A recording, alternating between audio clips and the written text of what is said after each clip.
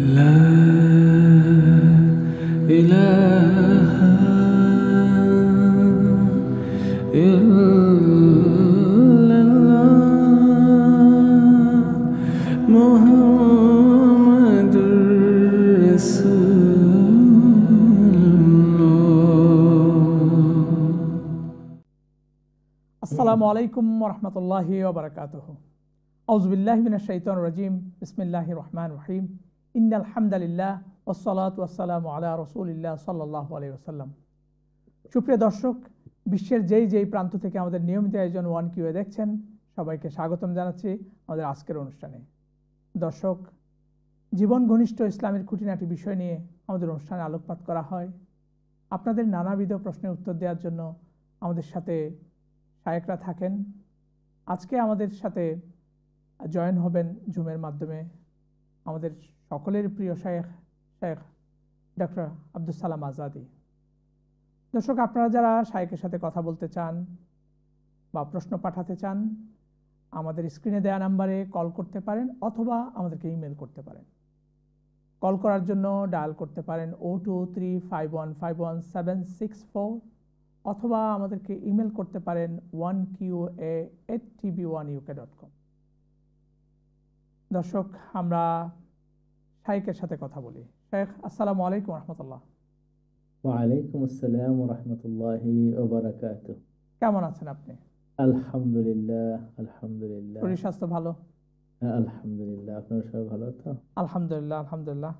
আল্লাহ পাকের অশেষ মেহেরবানি, আল্লাহ আমাদেরকে সুস্থ রেখেছেন, ভালো রেখেছেন।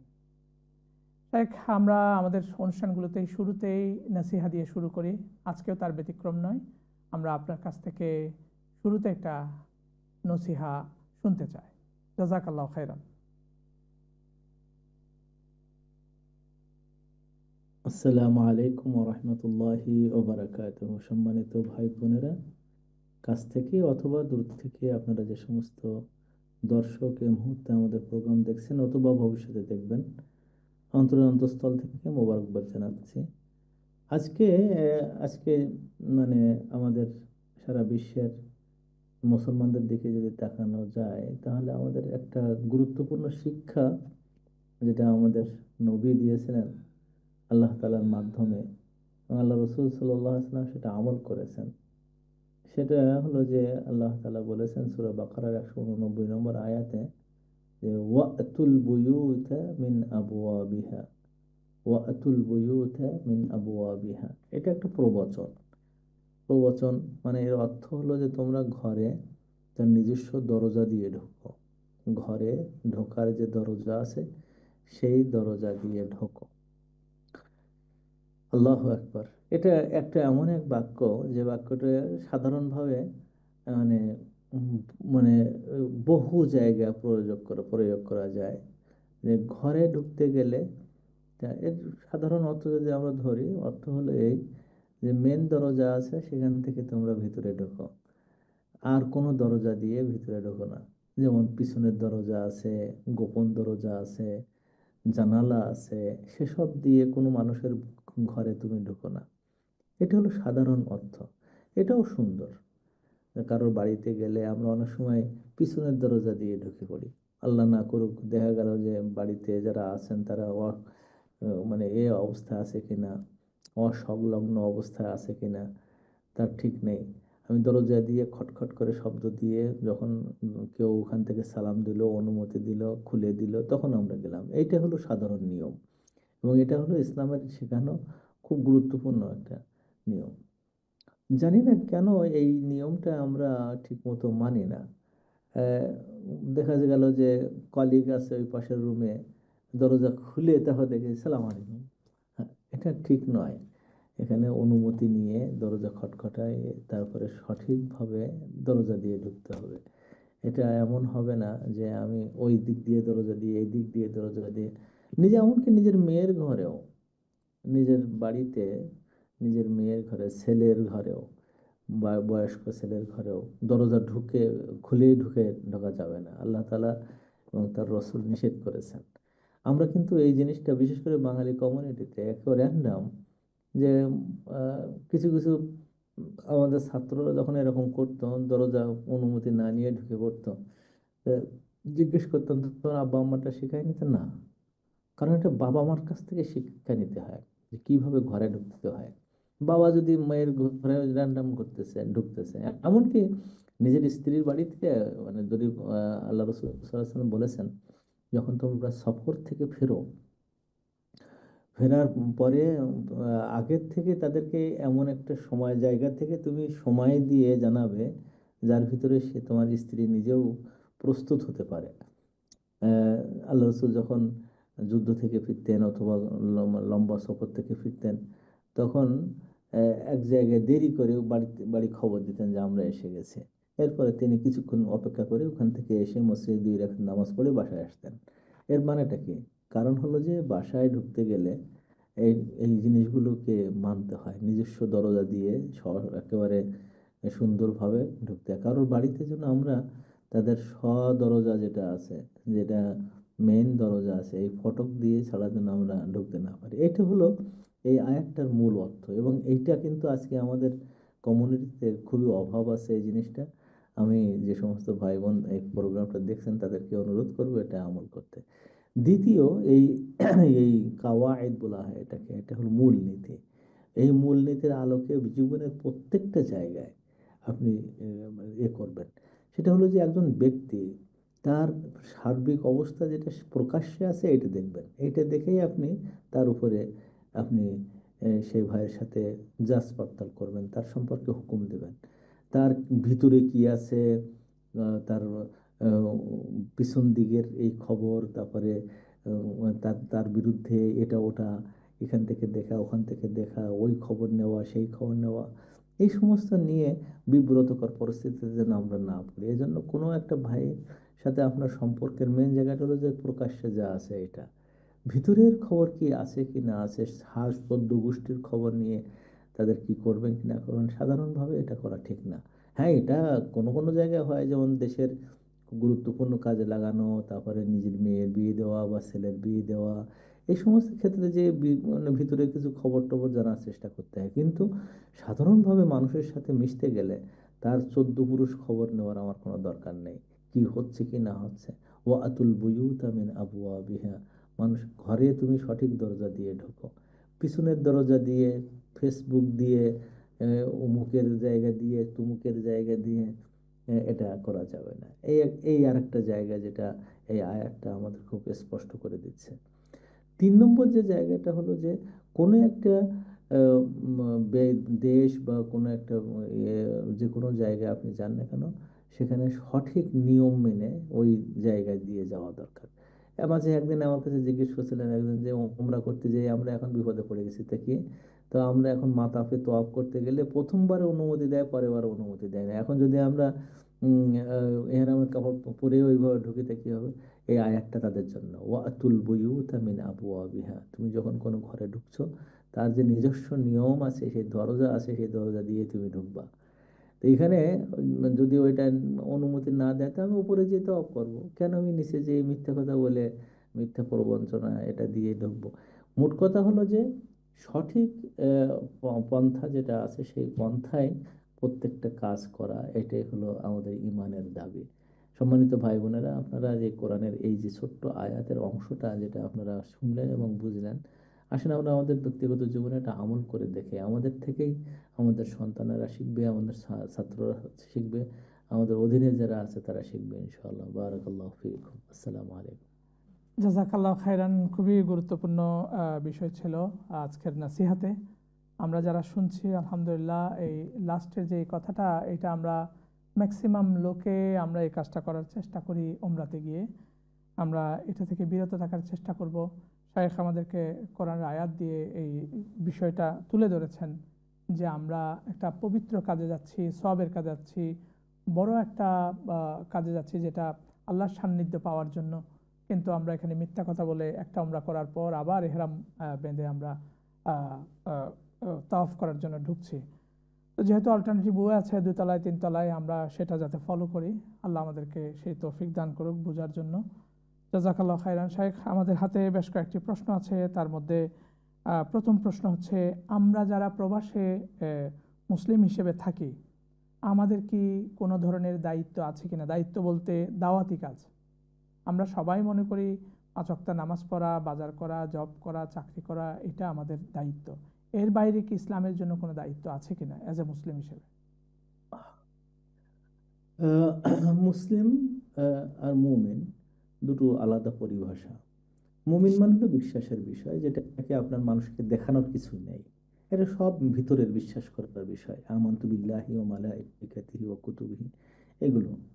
ইসলাম মানে হলো প্রকাশ্য বিষয়, এগুলো মানুষকে দেখাতেই হবে। আপনি যে ইমানদার, মুসলিম হতে গেলে আপনার শাহাদা মানুষের সামনে দিতে হবে, আপনার সলাৎ মানুষের সাথে পড়তে হবে, জাকাত আরেকজন মানুষকে তো কমপক্ষে দিতে হবে, সে তো জানবেই অবশ্য, হাজ লক্ষ লক্ষ মানুষের সামনে হবে, সিয়াম সাধনা, তারাবিহ নামাজ, এগুলো মানুষের সাথে হতে হয়।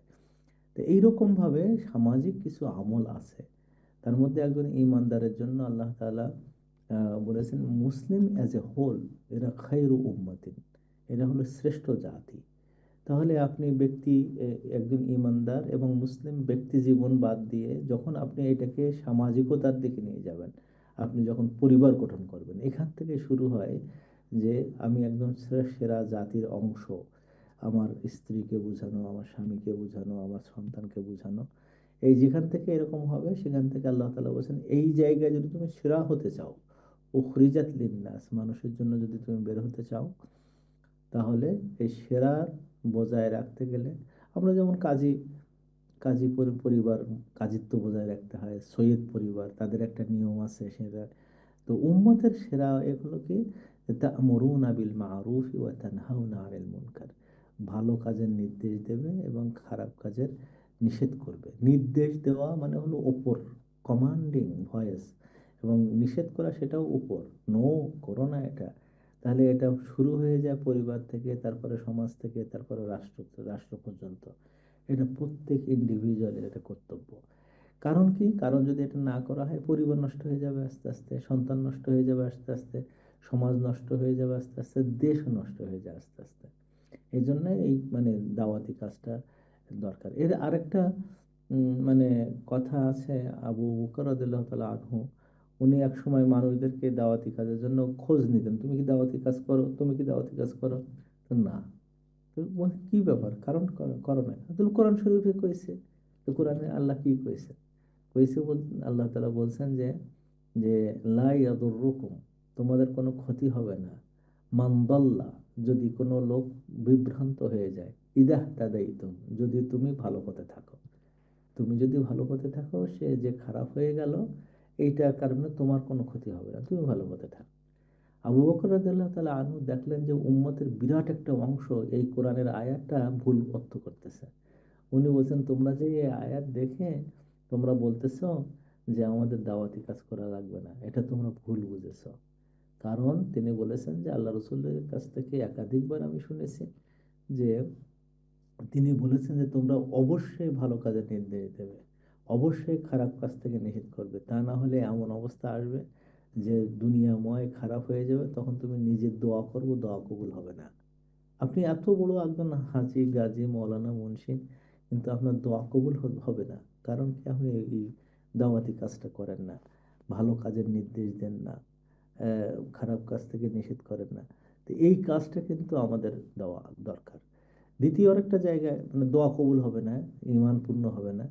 আর তৃতীয় আরেকটা পয়েন্ট হলো যে আল্লাহ রসুল যখন শেষ খুতবা দিয়েছিলেন আমাদের কাছে, তখন তিনি সব মানুষকে ডেকে বলছিলেন আল্লাহুম্মা হাল বাল্লাগতু, আল্লাহর কসম, ও আল্লাহ তুমি শোনো তোমার বান্দারা কি বলে, আমি কি আমাদের আল্লাহর পক্ষ থেকে বাণী তোমাদের কাছে পৌঁছাইছি?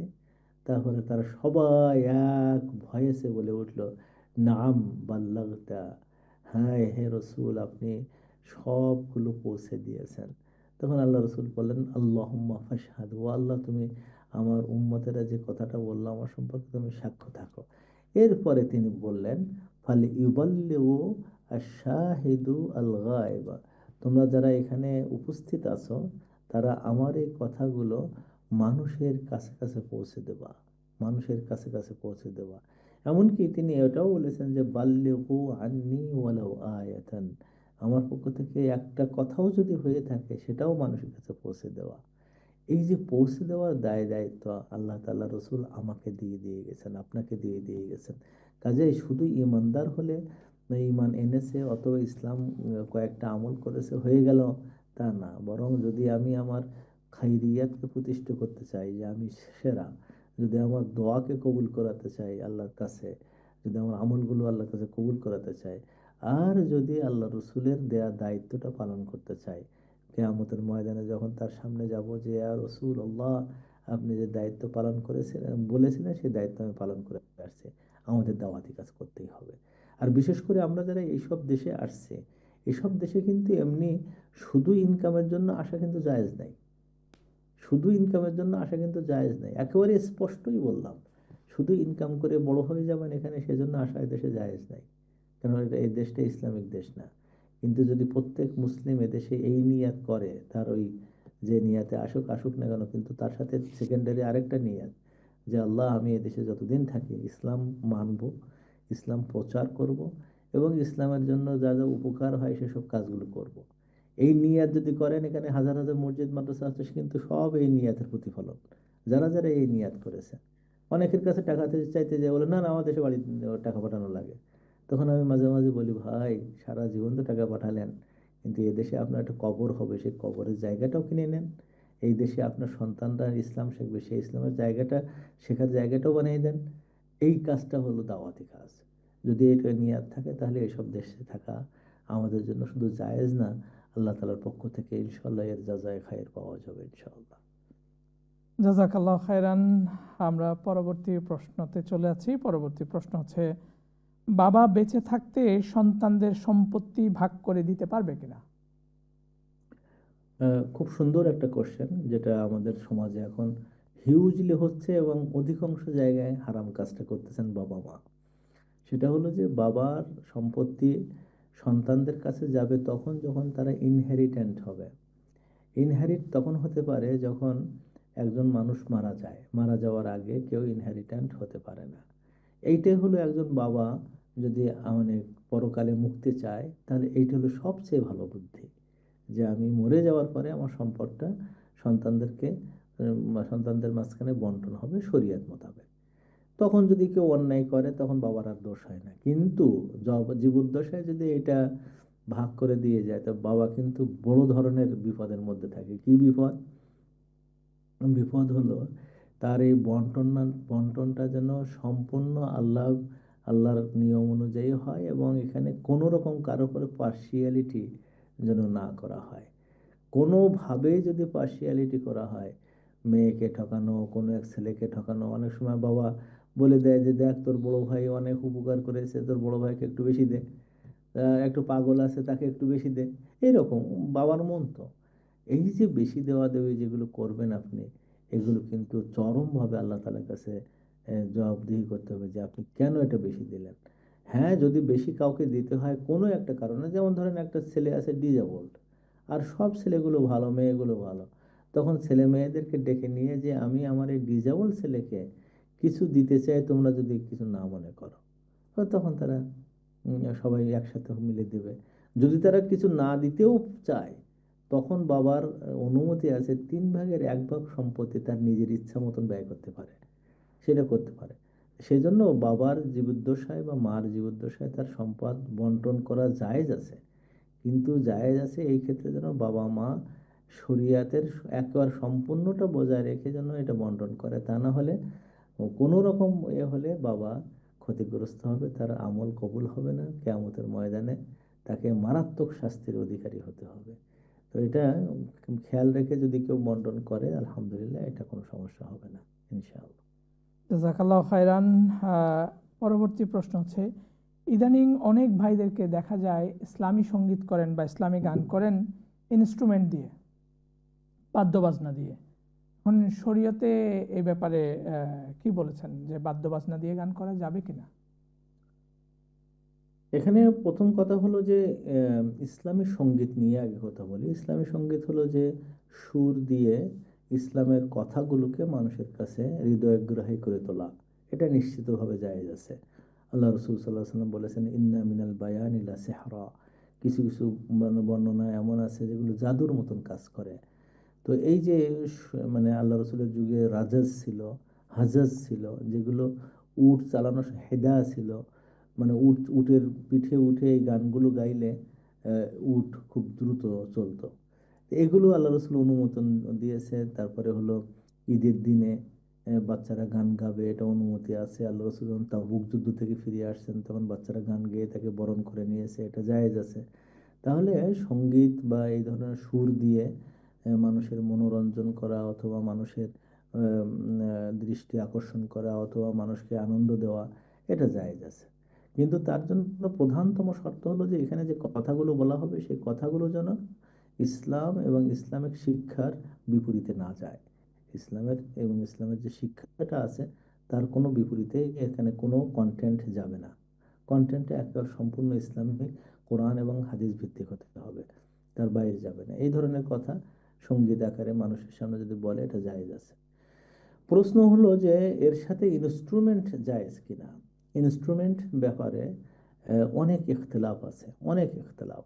কিন্তু মানে আল্লাহ রসুল সাল্লাহ সাল্লামের হাদিসগুলো যদি এক জায়গায় করা হয় ইনস্ট্রুমেন্ট সংক্রান্ত, তো কয়েকটা ইনস্ট্রুমেন্ট আল্লাহ রসুল সাল্লাহ সাল্লাম একেবারে স্পষ্ট নিষেধ করেছেন। সেখানে কোনো রকম ইজতেহাদ নাই যে না এটা বোধহয় ওই জায়গায়, এটা মনে হয় এই জায়গায়, তা না। আল্লাহ রসুল একেবারে স্পষ্ট বলেছেন। একটা তার মধ্যে একটা হলো বাঁশি বা বাঁশি জাতীয় যত ইনস্ট্রুমেন্ট আছে, এটাকে আল্লাহ রসুল সাল্লাহ সাল্লাম একেবারে উনি বলেছেন এটা ভাঙার জন্য আল্লাহ তালা আমাকে পাঠিয়েছেন, যেখানে পাওয়া ভেঙে ফেলো। এবং এটাকে আল্লাহ রসুল সাল্লাহ সাল্লাম সাংঘাতিকভাবে মানে নিকৃষ্ট মনে করেছেন। বাঁশি যেটা, বাঁশি বা বাঁশি জাতীয় জিনিস, এটা ব্যবহার করা একেবারে যাবে না। তারপরে মাজিফ যেটা, যেটা হলো আজফ তৈরি করে দেয়। মাজিফ মানে হলো এমন সুর যে সুরগুলো তার তারকে কেন্দ্র করে হয়ে ওঠে। তারগুলো আজফুন যেটা বলে, যার উপরে এরকম আঘাত করতে হয়, মানে মানে ছোঁয়াতে হয়, সোয়ালে বিভিন্ন সুর তৈরি করে। এই এই ধরনের জিনিসগুলোকে আল্লাহ রসুল একেবারে নিষেধ করেছেন। যেমন দোতারা, সেতারা, তারপরে গিটার, যত ধরনের এই মানে আঘাত করলে তারের থেকে সুর হয়, আল্লাহ রসুল সাল্লাহ সাল্লাম স্পষ্ট ভাষায় সেগুলোকে হারাম করে দিয়েছেন। বাকি থাকে যে মানে চামড়ার উপরে আঘাত করা জনিত কিছু শব্দ হয় সেইগুলো। এর মধ্যে থেকে একটা আছে যেটাকে আল্লাহ রসুল সাল্লাহ সাল্লামের যুগে আমরা যে দেখতে পাই দফ। দফ শব্দের অর্থ হলো যে চামড়া কোনো একটা এমন পাত্রের উপরে বাঁধা যে পাত্রের মুখ একটা খোলা আছে, একদিক খোলা, তার উপরে একটু দিলে একটা শব্দ তৈরি হয়, এটাকে দফ বলা হয়। এটাও ঢোলের মতন, কিন্তু ঢোলের দুই মাথায় আটকানো থাকে, ওর এক মাথায় আটকানো থাকে। আল্লাহ রসুল সাল্লাহ সাল্লাম এই দফটা বাজানো দুই জায়গায় অনুমোদন দিয়েছিলেন। একটা হলো যে ঈদের দিনে বাচ্চারা গান গাচ্ছিল, সেখানে দফ বাজানো হচ্ছিল, তো আল্লাহ রসুল সাল্লাহ সাল্লাম এটাকে না করেননি। দ্বিতীয়ত হলো যে মানে যেখানে বিয়ে হচ্ছে, সেই বিয়ে বাড়িতে এক জায়গায় গান গাচ্ছে বাচ্চারা এবং সেখানে দফ বাজাচ্ছে। আল্লাহ রসুল সাল্লাহ সাল্লাম এই দুই জায়গায় দফ সহ সঙ্গীতটাকে নাজায়েজ বলেননি। এই দুই জায়গায় শুধুমাত্র দফের প্রচলন আমাদের নবী সাল্লাহ সাল্লাম থেকে আছে। এর দ্বারা অনেক ওলামায়ে কেরাম বলেছেন শুধুমাত্র দফ যদি হয় তাহলে এই দফের থেকে তৈরি মানে গান থেকে গানকে সুন্দর করার জন্য যে ব্যবহার করা, এটা জায়েজ আছে বলে অনেকে মনে করেন, কারণ এটা সহিহ হাদিসে আল্লাহ রসুলের সময়ে এটা ব্যবহার করা হয়েছে, তিনি এটাকে না করেননি। তো এই একটা জিনিস আছে। আরেকটা হলো যে যুদ্ধের ওখানে যে একটা নাকারা বলা হয়, নাকারাতুন শব্দের অর্থ হলো যে পিতল দিয়ে বানানো, অনেক বড়, যার উপরে আঘাত করলে বহু দূর পর্যন্ত আওয়াজটা চলে যায়। আল্লাহ রসুল সাল্লাহ সাল্লাম এইটা যুদ্ধের ময়দানে এটাকে বাজাইছে, আল্লাহ রসুল এটা না করেননি। তো এই তিনটি ক্ষেত্রে এই তিনটি জিনিসের ব্যবহার আমরা দেখতে পাই যে আল্লাহ রসুল না করেননি। এই জন্য কোনো কোনো আলেম মনে করেন যদি নাশিদের সাথে এই দুটো নাকারা তো ব্যবহার করা যায় না, নাকারা তো অসম্ভব শব্দ হয়, সেখানে গান যা বলতেছে সেটা শোনা যাবে না, কিন্তু তবলা মানে দফের ব্যবহারটা এটা আল্লাহ রসুল অনুমতি দিয়েছেন এই জন্য।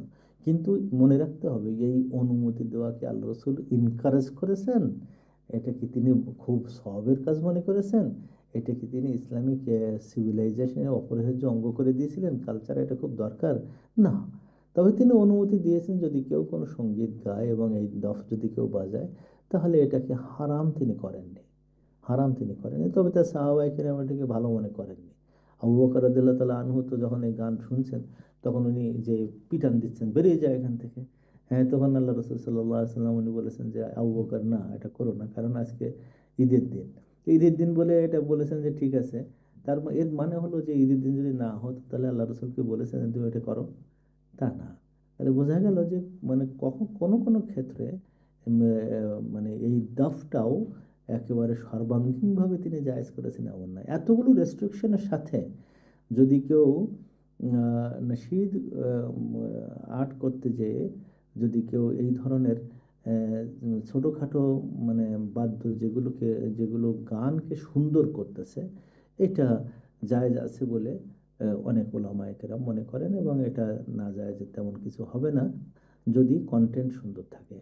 তবে যদি এখানে একটা জিনিস মানে ইমাম ইবনে হাজাম উল্লেখ করেছেন খুব সুন্দর প্রভাবে, তিনি বলেছেন যে ওই দফের বাজনাটাও যদি মানে মূল সুরের সুপারসিড করে, যে সুর যেটা দিচ্ছে সেটা চেয়ে যদি বাজনা বড় হয়ে যায় তখন এটা জায়েজ হয় না। কারণ এই ইনস্ট্রুমেন্টগুলো ব্যবহৃত হতে হবে গানকে সুন্দর করে তোলার জন্য। তাহলে সুরকে সুন্দর করতেছে এই ক্ষেত্রে যে শুধু ব্যবহার করা যাবে আর কোনোটা না।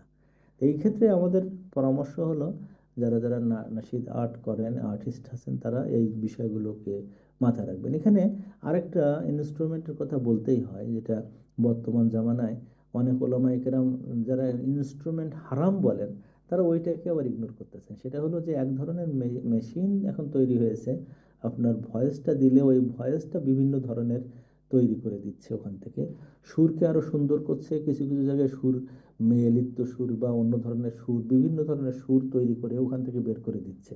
আমি মাইক্রোফোনে বলছি কিন্তু কথাটা মেশিন থেকে অন্য সুর তৈরি হয়ে যাচ্ছে, এটা ফেক টিউন বলা হয়। ফেক টিউন ব্যবহার করা যাবে কি না এ ব্যাপারে ওলামায়ে কেরাম এখনও তেমন কোনো মানে প্রতিষ্ঠিত ফতোয়া পাওয়া যায় না। তো এখানেও ওই কথা হলো এই যে যদি টিউনটা মেইন টিউন থেকে আলাদা হয়ে যায় তখন ওটা আর মানে বৈধ করা যাবে না। কিন্তু যদি মেইন টিউনকে সুন্দর করে দেয়, যেমন আমার কণ্ঠটা কিছুটা যদি সাপ্রেস করে দেওয়া যায় তাহলে কণ্ঠটা সুন্দর হয়ে যেতে পারে। তো তখন এইটা কণ্ঠ সুন্দর এবং কথাগুলোকে সুন্দর করার জন্য যদি কোনো মেশিনারি টুলস যদি ইউজ করে ফেক টিউনার, তাহলে এটা জায়েজ মনে করা যেতে পারে। কিন্তু এটা সম্পূর্ণ ভিন্ন সুর করে দিয়ে আলাদা একটা সঙ্গীত তৈরি করার জন্য করা হয়ে থাকে যদি, তাহলে এটা জায়েজ হবে না। হাযা মা ইনদি ওয়াল ইলমু ইনদাল্লাহ। আমি যতটুকু বুঝেছি কোরআন এবং হাদিস থেকে ততটুকু বললাম, প্রকৃত জ্ঞান আল্লাহ তাআলার কাছে আছে। জাযাকাল্লাহ খায়রান শেখ। আমরা ছোট্ট একটা বিজ্ঞাপন বিরতিতে যেতে হচ্ছে। প্রিয় দর্শক, আপনারা দেখছেন আপনাদের প্রিয় অনুষ্ঠান ওয়ান Q&A। আমরা বিজ্ঞাপন বিরতিতে যাচ্ছি।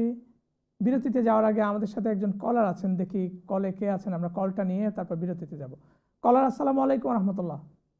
হ্যালো, আসসালামু আলাইকুম। ওয়ালাইকুম আসসালাম রহমতুল্লাহ। কেমন আছেন আপনি? জি আলহামদুলিল্লাহ আছি ভালো, আপনারা তো ভালো? জি আছি আলহামদুলিল্লাহ। আচ্ছা, আমার দুইটি প্রশ্ন আছে। জি বলুন। একটা প্রশ্ন হইল এই যে সূর্য উদয় হওয়ার পরে যে ইশরাকের নামাজ পড়েন, এই নামাজটা সূর্য উদয় কয় মিনিট পরে পড়তে হয়? জি। আর কি কি সওয়াব আছে আর কি? জি। আর দুই নম্বরটা হইল নামাজ দুহা, সালাতুল দুহা যেন পড়া হয়, এটা জোহরের আগ পর্যন্ত সময় থাকে না, 12টার আগ পর্যন্ত, এবং কি কি ফজিলত আছে একটু বললে হুজুর আমরা উপকৃত হব। জাযাকাল্লাহ খায়রান। আমরা বিরতির পরেই আপনার প্রশ্নের আনসারটা নিব আমি শাইখের কাছ থেকে। আপনি আমাদের সাথেই থাকবেন এই প্রত্যাশা রাখছি। দর্শক, আসসালামু আলাইকুম। আমরা এখনই বিরতিতে যাচ্ছি। বিরতির পর আপনাদের সাথে আবার দেখা হচ্ছে। আসসালামু আলাইকুম রহমতুল্লাহি ওয়া বারাকাতুহু।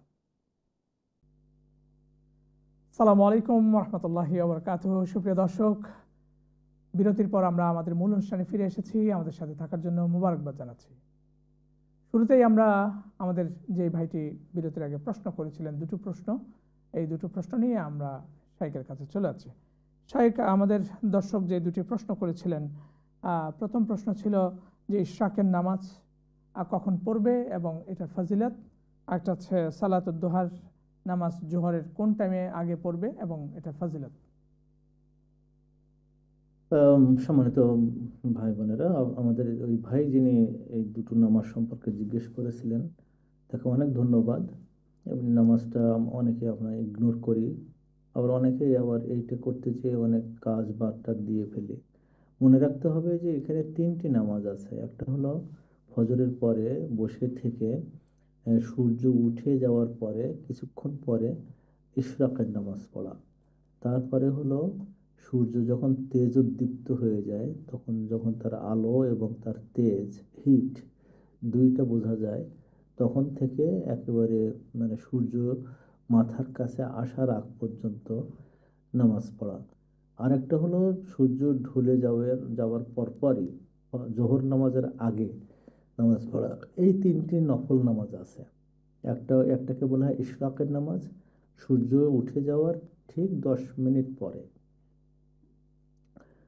আল্লাহ রসুল এই 2 রাকাত নামাজ, এখানে এই সময় 2 রাকাত অথবা 4 রাকাত অথবা 8 রাকাত নামাজ পড়তেন, যখন যতটুকু সুযোগ থাকতো।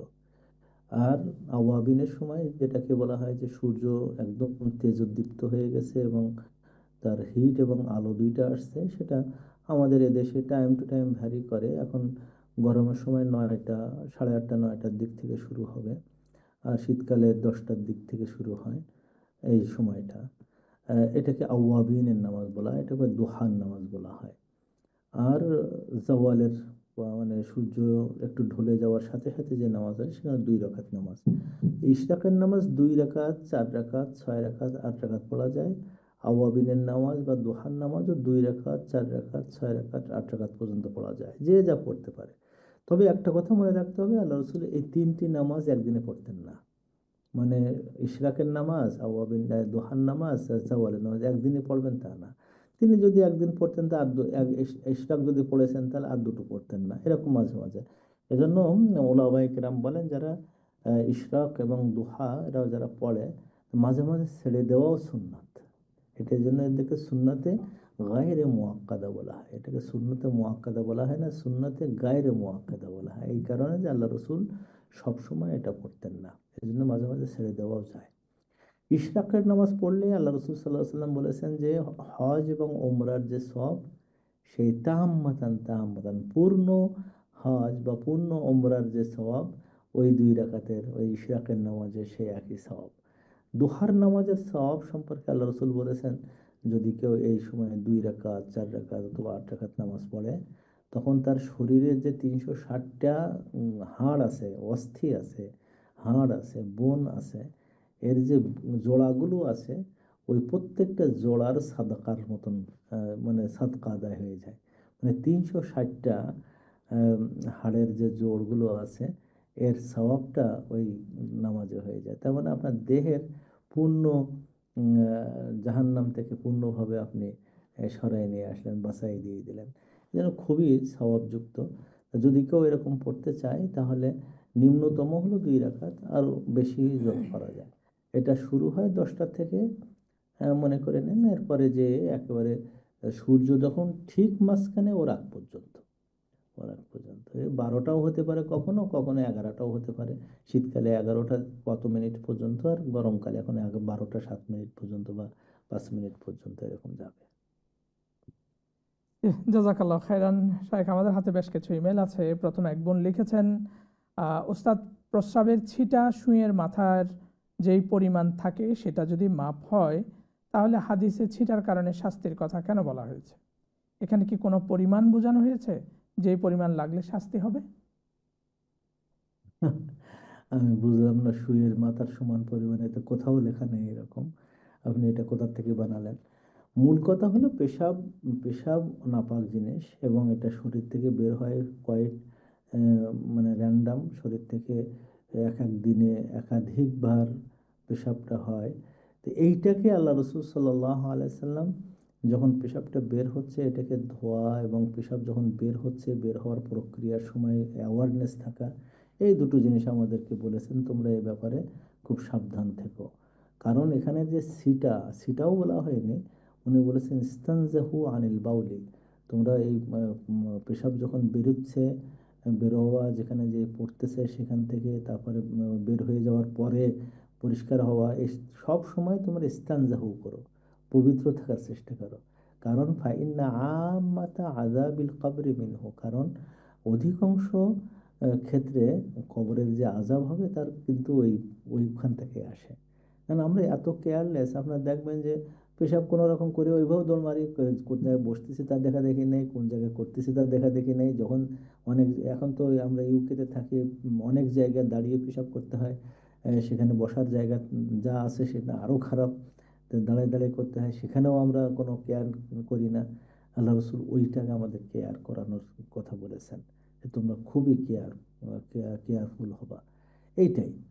এখন কোনো কাপড়ে কতটুকু ছিটা লাগলে এটা ইগনোর করা যায়, এটা ফেকার বিষয়, ওটা ফেকার বিষয়।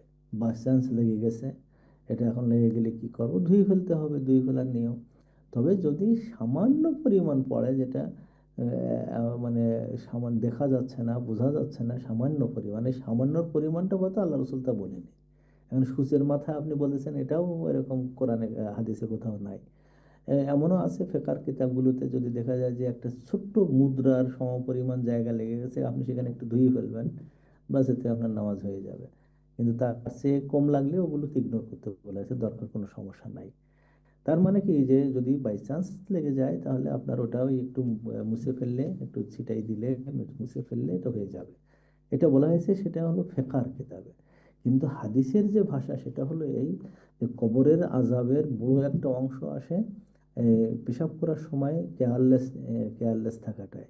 তো এই জন্য আমরা সবাই যেন কেয়ারফুল থাকি, কোথায় পেশাব করছি, কিভাবে করছি, পেশাব করার পরে পবিত্রতা হচ্ছে কিনা, পবিত্র হচ্ছে কিনা, এসবগুলো খেয়াল রাখার জন্য ওইটাই বলা হয়েছে। জাযাকুমুল্লাহ খাইর। জাযাকাল্লাহ খাইরান। পরবর্তী আরেক বোন লিখেছেন, আসসালামু আলাইকুম, সূরা কাহাফের প্রথম 10 আয়াত কি মুখস্থ করার আলাদা ফজিলত আছে? আমরা যারা দুনিয়াতে 3টি কাজ করতে চাই, একটা হলো যে আমাদের সারাটা সপ্তাহ আমাদের চোখের সামনে, মুখের সামনে, মাথায়, হাতে, আমার সবটাই নূর দিয়ে পরিবেষ্টিত থাকতে চাই, সব সময় নূর থাকবে, আমার চিন্তায় নূর থাকবে, আলো থাকবে, আমার কথায় আলোর ছটা থাকবে।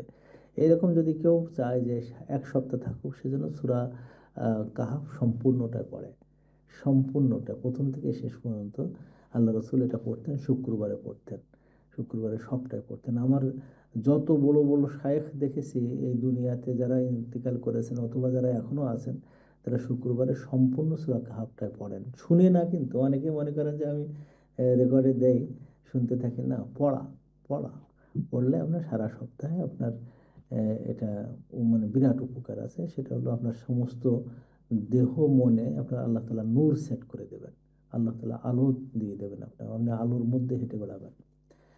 এই হলো প্রথম নম্বর। 2 নম্বর হলো, যদি কেউ মানে মনে করে যে আমি এই দুনিয়াতে দাজ্জালের বিপদ থেকে রক্ষা করতে চাই, রক্ষা পেতে চাই, যদি যে কোনো সময় দাজ্জাল যদি আসে, আমাকে যেন আল্লাহ তাআলা বাঁচায়, তো সেই ক্ষেত্রে আল্লাহ তাআলা রসুলের 2টো নির্দেশনা আছে। একটা হলো যে সূরা কাহাফের প্রথম 10 আয়াত, আর একটা রিওয়ায়াত আছে সূরা কাহাফের শেষের 10 আয়াত, প্রথম 10 আয়াত অথবা শেষের 10 আয়াত।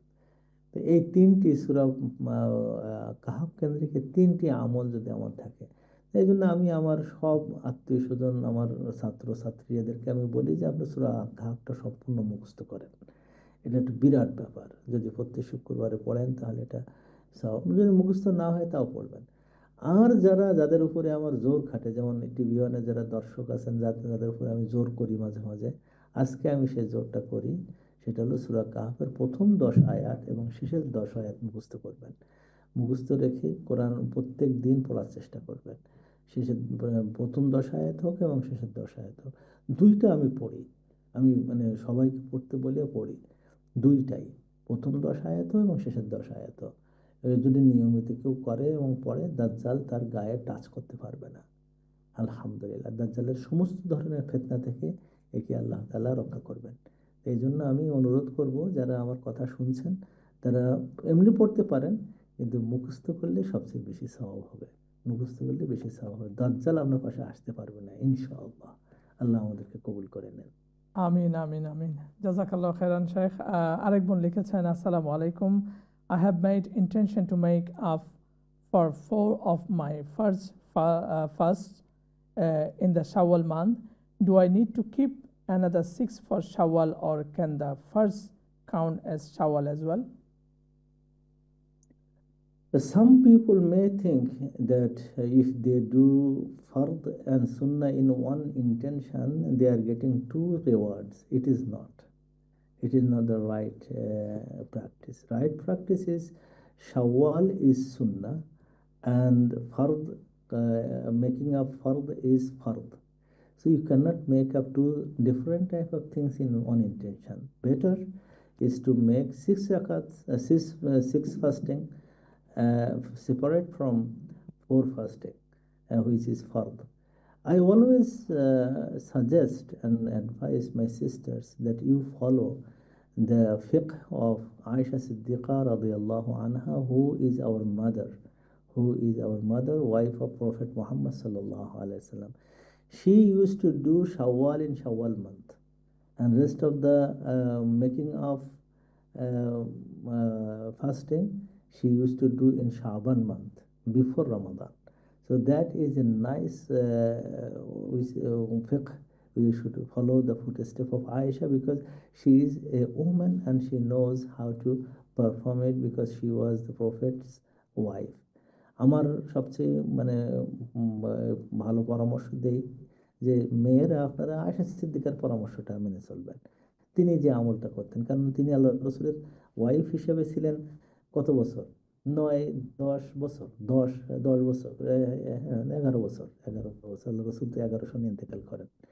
তো এই 11 বছর তার ঘরে থেকে তিনি যে প্র্যাকটিসটা করতেন, সেই প্র্যাকটিসটা হলো এই যে তিনি শাওয়াল মাসে শাওয়ালের রোজাগুলো রেখে দিতেন, আর সারা বছরে বিশেষ করে শাবান মাসে তিনি কাজা রোজাগুলো রাখতেন। তো একজন মেয়ে হিসাবে আবু হানিফার মাযহাব মানা দরকার কি, আর ইবনে বাজের মাযহাব মানা দরকার কি? আপনি আয়েশা সিদ্দিকার মাযহাবটা মানবেন। তার এই চিন্তাটা সবচেয়ে ভালো ছিল এবং আমি এটা সাজেশন দেই। জাযাকুমুল্লাহ খাইরান। জাযাকাল্লাহু খাইরান। আমাদের সাথে কলার আছে, দেখি লাইনে কে আছেন। কলার, আসসালামু আলাইকুম রাহমাতুল্লাহ।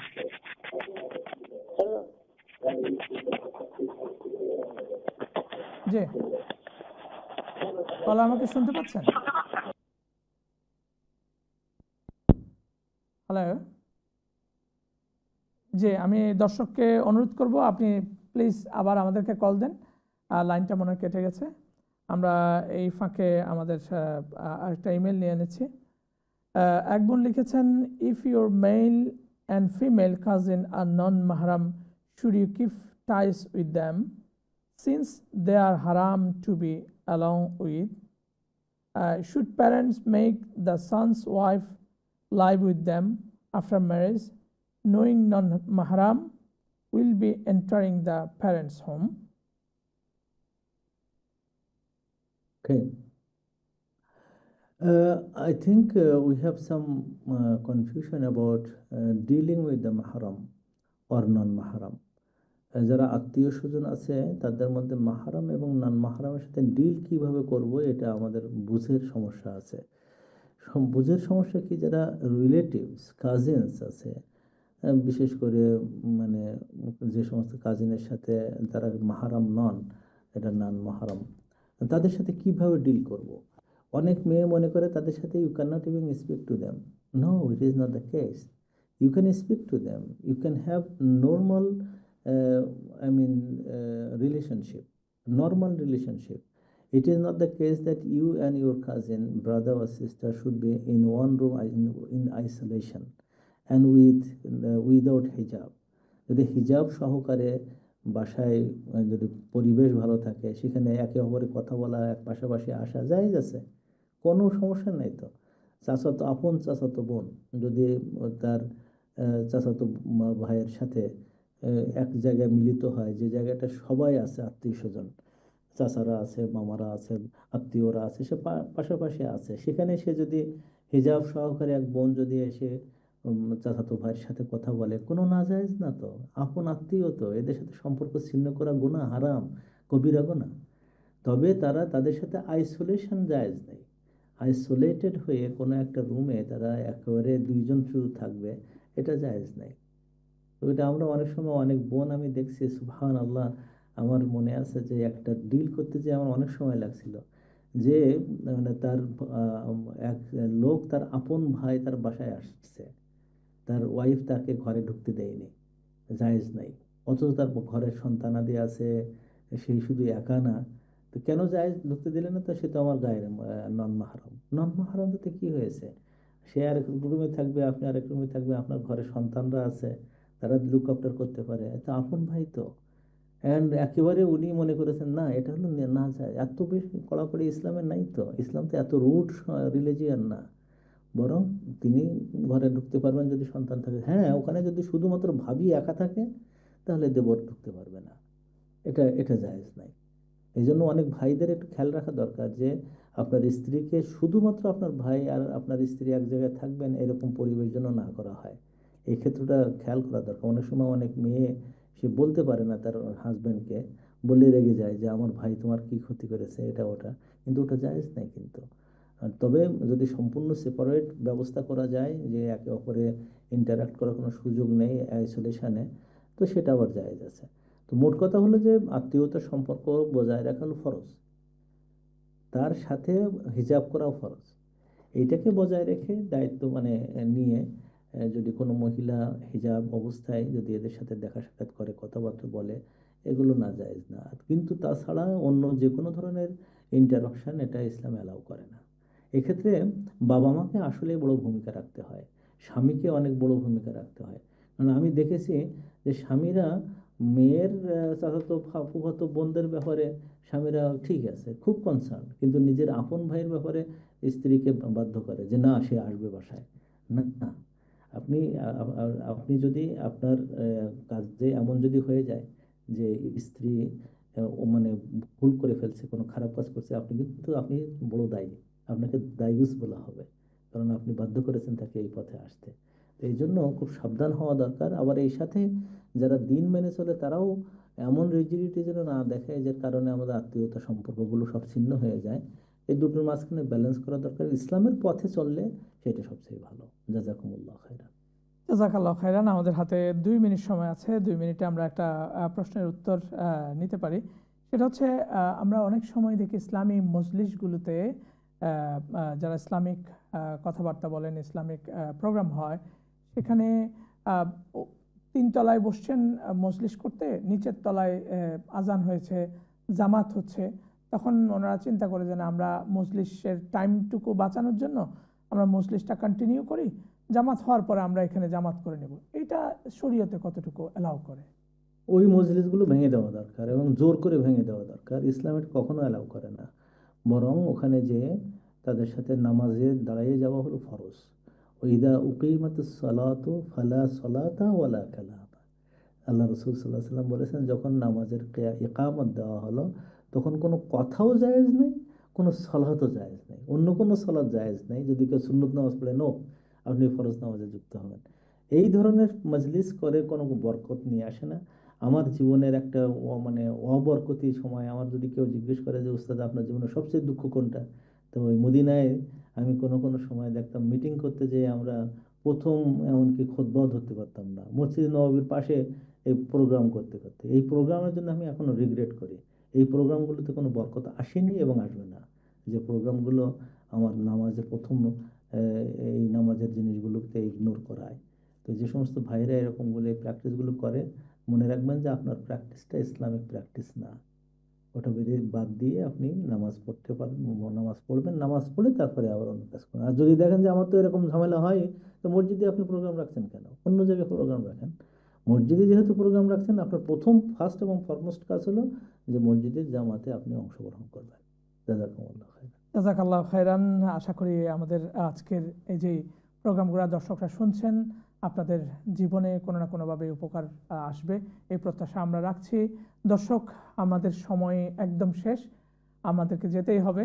আপনারা যারা এই মুহূর্তে আমাদের লাইভ দেখছেন এবং পরবর্তীতে আমাদের অনুষ্ঠান দেখবেন, সবাইকে আমাদের অনুষ্ঠান দেখার আমন্ত্রণ জানাচ্ছি এবং আজকের মতো বিদায় নিচ্ছি, আগামী অনুষ্ঠান দেখার আমন্ত্রণ জানিয়ে। সবাই ভালো থাকবেন, সুস্থ থাকবেন। আসসালামু আলাইকুম ওয়া রাহমাতুল্লাহি ওয়া বারাকাতুহু। لا إله